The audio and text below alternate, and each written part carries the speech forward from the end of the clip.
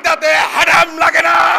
রাজশাহী বিশ্ববিদ্যালয়ে ওহির মাধ্যমে এক জামাতপন্থী শিক্ষকের উপাচার্য দায়িত্ব গ্রহণ করার পরে রাজশাহী বিশ্ববিদ্যালয়ে তার খ্যাত পুত্র নামে পরিচিত সালাউদ্দিন আম্মার, যিনি রাজশাহী বিশ্ববিদ্যালয়ের শিক্ষার্থীদের সাথে কখনো বলে তিনি ছাত্র শিবিরের বিভিন্নভাবে ইনভলভমেন্টালের পরিণত হয়ে তিনি ছাত্র শিবির করতেন, কখনো তিনি বলেন যে তার এই আদর্শ, কখন তিনি বলেন যে তার ওই আদর্শ, অথচ আমরা জানি তিনি কোন আদর্শের। এরকম মুনাফিক ছাত্র নেতা যখন রাজশাহী বিশ্ববিদ্যালয়ে ছাত্র সংসদে জিএস নির্বাচিত হয়, এটা আসলে আমাদের জন্য দুর্ভাগ্য এবং রাজশাহী বিশ্ববিদ্যালয়ের শিক্ষার্থী সহ রাজশাহী বিশ্ববিদ্যালয়ের পরিবারদের জন্য দুর্ভাগ্য।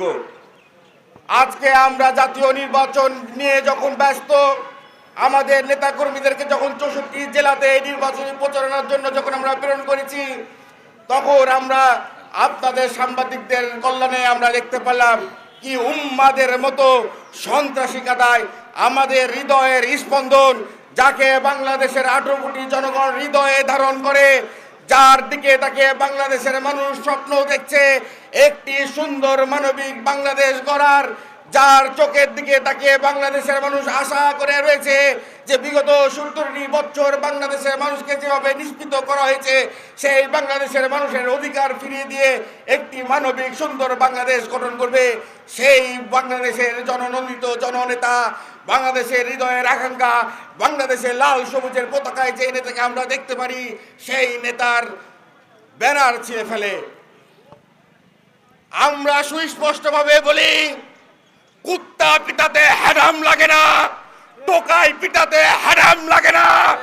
মানবিক ছাত্র নেতা হিসাবে, একটি দায়িত্বশীল ছাত্র সংগঠনের নেতা হিসাবে আল্লাহর কসম, আল্লাহ সাক্ষী রয়েছে, ধৈর্য নিয়ে আছি, আইনের প্রতি শ্রদ্ধা নিয়ে, বাংলাদেশের জনগণের আকাঙ্ক্ষা প্রত্যাশা নিয়ে রাজশাহী বিশ্ববিদ্যালয়ের শিক্ষার পরিবেশ সুষ্ঠু রাখার জন্য খোদার কসম ধৈর্য ধরে আছি। ধৈর্য যদি বিচ্যুত ঘটে, বাংলাদেশে কারো শরীরে মানচিত্র রাখবো না।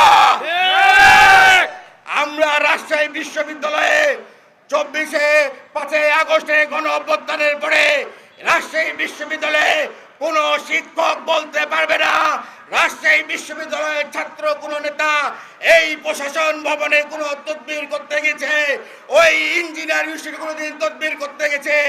অথচ আমরা দেখি গুপ্তর মতো করে রাতের অন্ধকারে এই দুর্নীতি প্রবণ বিশ্ববিদ্যালয় প্রশাসন কখনো চাকরি নিয়োগ দেয়, সকালে ঘুম থেকে উঠে দেখতে পারি যে একে নিয়োগ দেওয়া হয়েছে।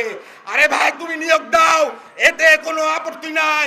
তুমি বাংলাদেশের মানুষের আকাঙ্ক্ষা প্রত্যাশা ধারণ করে সার্কুলার বিজ্ঞপ্তির মাধ্যমে তোমার বাংলাদেশের মানুষের চাকরি নিশ্চিত কর্মসংস্থান ব্যবস্থা, তোমার সমস্যা কোথায়?